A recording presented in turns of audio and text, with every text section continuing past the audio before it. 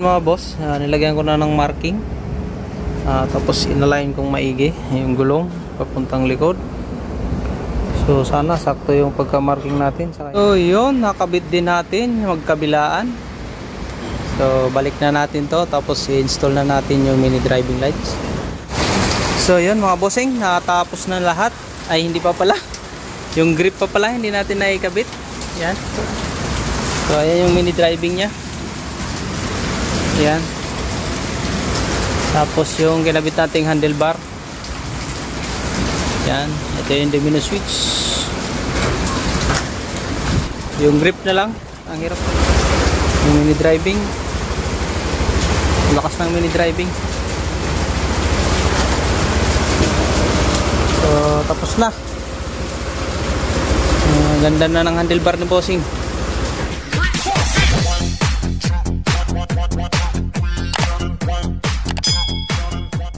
So yun mga boss, ito naman yung sumunod nating gagawin.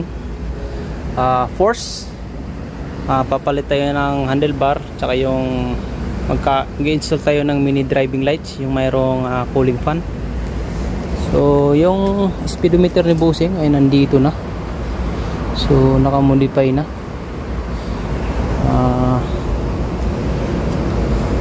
Kaya babaklasin natin to lahat. Magbubutas tayo. Yung ko lang kung paano diskarte natin ito. Kung may screw din tayo nito, kailangan natin ng screw. Maghanap muna tayo ng screw nito bago tayo magpapalit, no? So tapos na tayo magpalit ng harness sa e-bike. So yun yung e-bike ni bossing. Tinakpan ko muna. So okay na lahat yan. Goods na. Yan. Okay, alright. Yan, tanggalin natin to. E-bike nya. So takpan muna natin at naulan.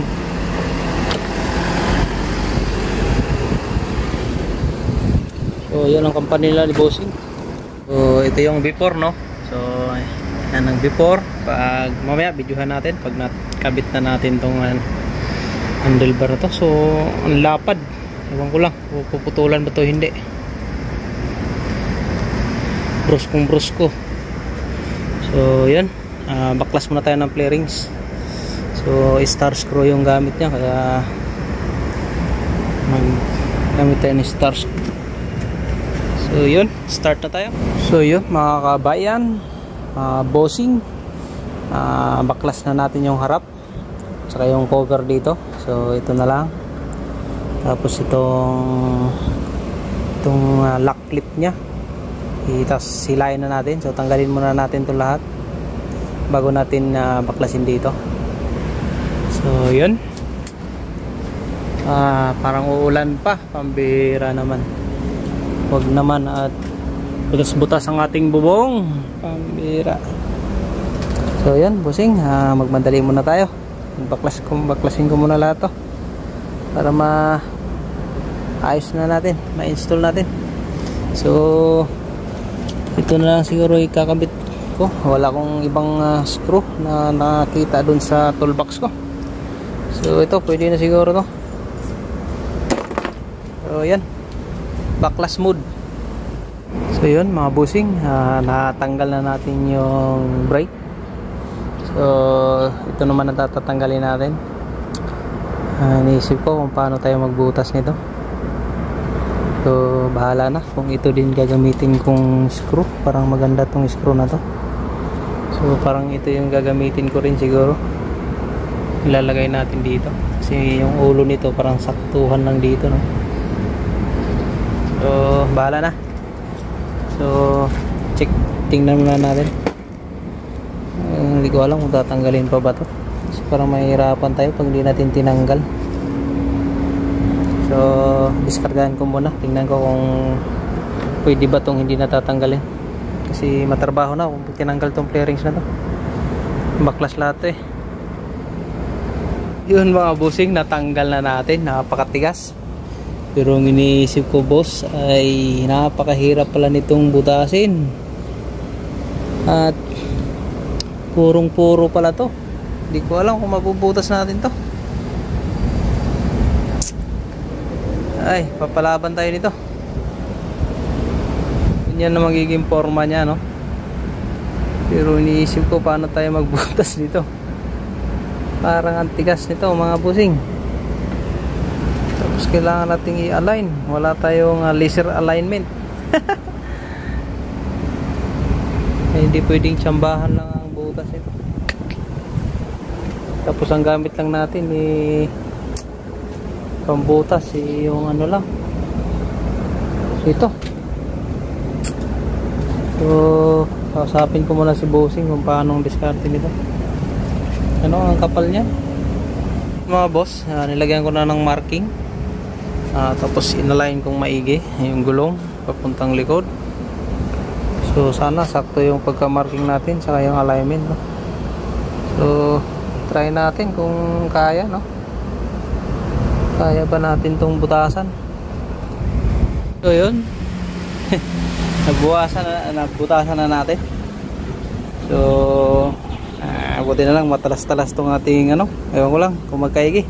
Dahan-dahanin na lang natin. Huwag tuloy-tuloy para hindi init, para hindi pupurol yung talim. Ayan. So yun, nabutasan na natin. Akala ko buo siya. Halo din pala siya. Rubber lang pala yung nasa gitna. So first time kasi tayo magkabit ng ganitong handlebar, no, sa motor. So yun, tuloy natin ang kabilang side na lang. Sana align yung ating pagkabutas. I-check natin ulit ang alignment. So yun, nabutas na natin. Yan, no. So hindi siya medyo buo gitna. So sukatin natin. So nagitna pala, sakto lang yung butas natin. Ayan, medyo papalakihan lang natin, kaya ang drill natin ginamit yung ganto kasi pwede siyang kumain ng gilid. Bakit ganyan? Yan, ganyan.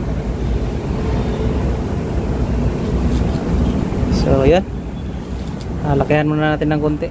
So yun, nabutasan na natin, tapos nasikipan. So binaklas ko lang ulit kasi ilulusot natin lahat ng wire saka yung hose. So yun mga bossing, nakakabit na natin. So pinasok ko dito kanina, kaya lang nabitin ako sa hose. So hindi ko alam kung paano gagawin ko dito. Hindi siya pwede ipasok kasi nahihila na siya. Kaya hindi ko alam kung paano diskarte, kaya nilabas ko na lang lahat. I-check ko, kung titingnan ko kung labas lahat kung pwede. So yun, try natin ikabit lahat kasi hindi talaga ari dito, talagang hindi siya maikakabit doon. So hilahin ko muna yung grip doon. So yun, natapos din natin itong kaliwa. So kanan na lang, hindi ko mahugot yung sa grip. Kailangang i-air gun siguro yun doon sa kabila para sumingaw doon. Kaya hirap tanggalin, naubos ang lakas ko. So ito muna unahin ko, saka na lang yung grip tanggalin, yung grip ikabit kasi para makatapos tayo. So yun, nakabit din natin magkabilaan. So balik na natin to, tapos i-install na natin yung mini driving lights. Tapos malakas na ng ulan mga bossing, butas pa naman to yung gamit natin, kawawa. Ako, ayusin ko muna yung mga gamit. So yun bossing, ang lakas na ng ulan. Nakabit na natin yung mini driving na lang. Yan, okay na. Yan, mini driving, dito ko na lang kinabit. Dito ko na nilagyan ng bracket at nababasa na tayo. Pwede naman dyan, hindi naman abot. So yun, nakabit na natin yung dalawang mini driving. Tapos na rin yung handlebar. So yung switch na lang. Yung switch, kakabit natin dito. Hindi na tumigil ang ulan, napakahirap maggawa ng walang ulan. So yun, tapos na tayo. Testing natin.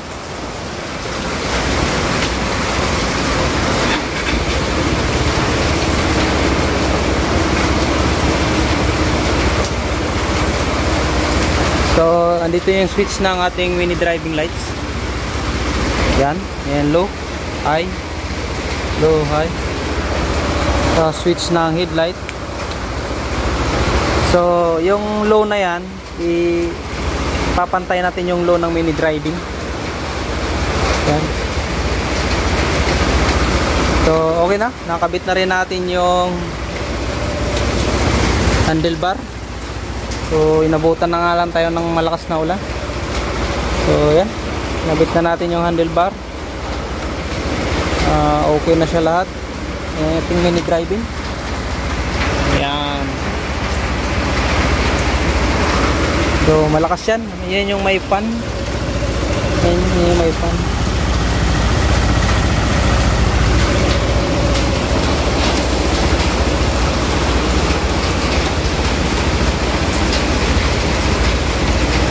So yun, adjust na lang natin, tapos babalik natin yung takip.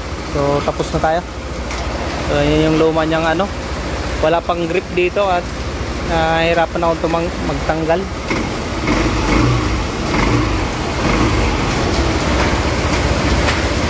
So yun. So yun mga bossing, natapos na lahat. Ay hindi pa pala, yung grip pa pala hindi natin naikabit. Yan. So ayan yung mini driving nya. Yan. Tapos yung ginabit nating handlebar. Yan. Ito yung domino switch. Yung grip na lang, ang hirap tanggalin. So pag tinisting,